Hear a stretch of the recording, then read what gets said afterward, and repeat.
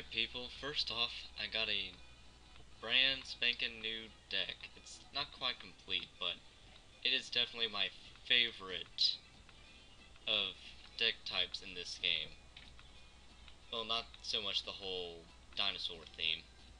And trust me, it's not complete. That's why I added that little extra saying before, because I don't remember all the good dinosaur support cards that say Tyranno uses off the top of my head, so I was just, going through getting some of the basics. Jurassic World, and that's about it. And oh hey, it's Astro Phoenix.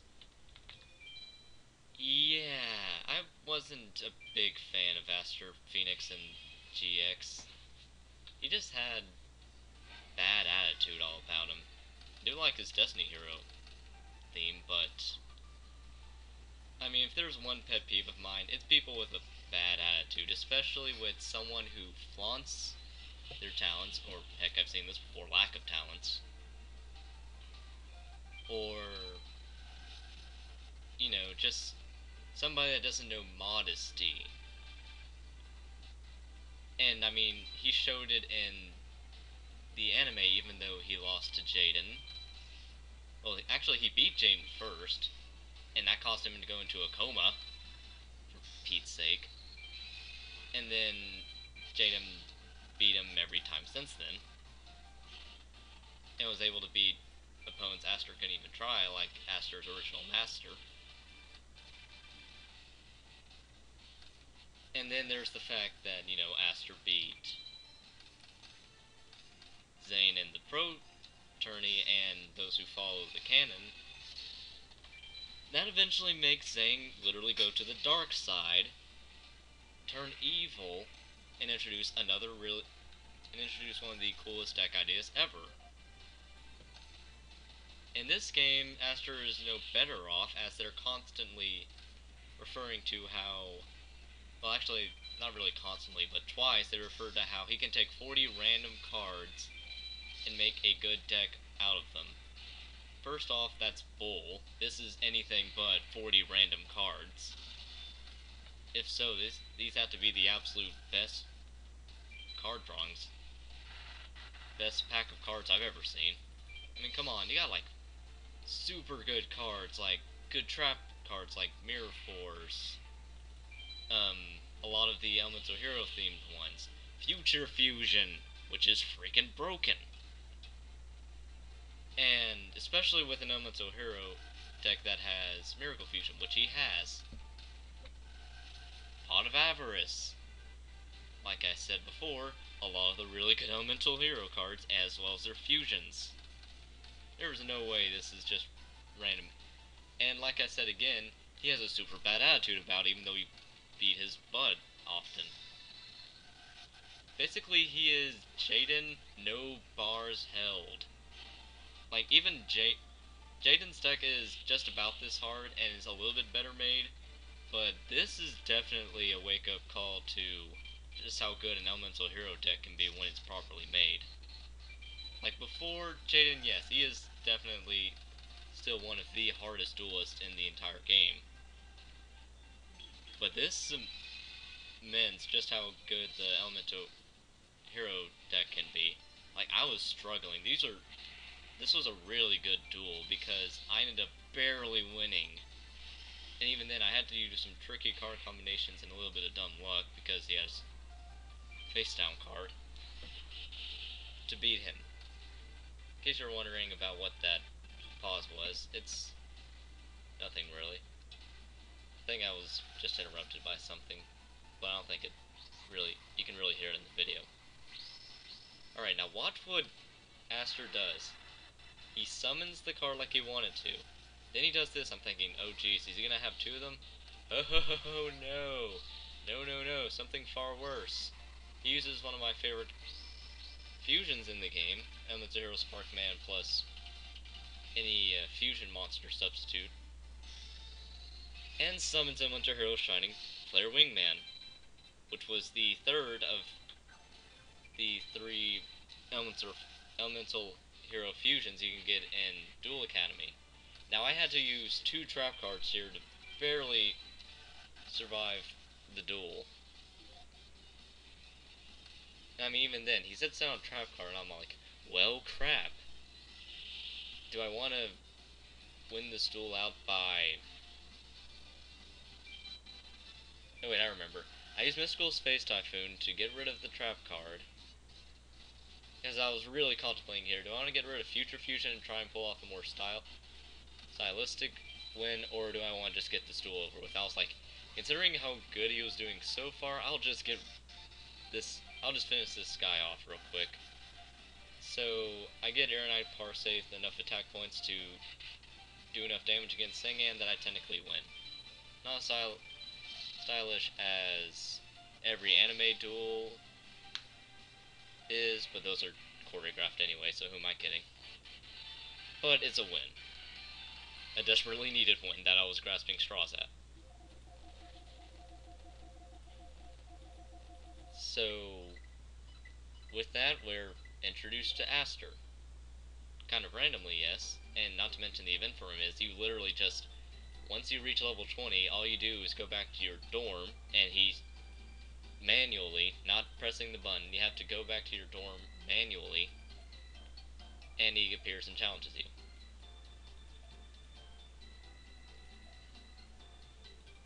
It's... yeah, trust me, there's a more interesting development after this, thankfully. I haven't been talking about something, more deep, like, say, one of the rants I do. I could say that I've been busy with school, but it's near the end of our first semester, so that's no surprise. And would you look at that, Tyranno's finally back after a long time. He's finally gotten up the dueling skills to enroll into Duel Academy as a Raw Yellow. Would have been a bit awkward. It's like, don't worry, I got my own jacket. How do you? Don't ask. This duel was actually really good, considering I have a semi-dinosaur level up theme going on. You know, it's kind of sad the level up monsters don't get as much cool stuff you can do with them as, say, the elemental heroes or something else. Because really, as Jazz Princeton shows off with his very basic, mind you, Armed Dragon themed deck, and later on he gets Horus the Black Flame Dragon, which kind of destroys everything if you can't stop it, and it's really hard to stop it if he gets it going, especially if he gets level 6 out. It is a really broken deck because of one card, Level Up. That card literally breaks the game. It says, ignoring summoning conditions for a level up monster, sacrifice the card and you can bring it out. Now, for some of them, it's not a big deal. Like, say, Armed Dragon level 3. That has an effect that gets it out anyway. But for some of them, it's really hard to get the second level out, and to be able to use that effect and get it out immediately, kinda scary. Let's take, for example, one of my favorite cards now, Silent Magician level 4 and 8. Silent Magician's effect is you have to let your opponent draw 5 cards with its attack points increasing from 1000 and adding 500 for each card drawn. And whenever you get 5 spell counters, your next standby phase, you can level it up to level 8. And level 8's special effect is, first off, it permanently keeps 3500 attack points. And then second off, it is not affected by spell cards, which is really nice whenever your opponents start abusing really strong spell cards. You can use level up to immediately get that Silent Magician level 4 to level 8, completely skip that process, and get a really strong card out really quickly. Trust me, I've gotten like 3 and 5 turn duel wins just using that strategy. There are some cards that won't work for, like Wing Karibo doesn't really work that way, neither level 9 or 10. Armed Dragon level 10 doesn't work that way. So, I mean, that's just one. You have the Horus the Black Flame Dragon series, which is pretty freaking amazing too. It's a really good combo for stopping all spell cards, not just it's not affected by spell cards. And I was able to pull it off here, which is good because then Tyranno literally cannot use spell cards anymore.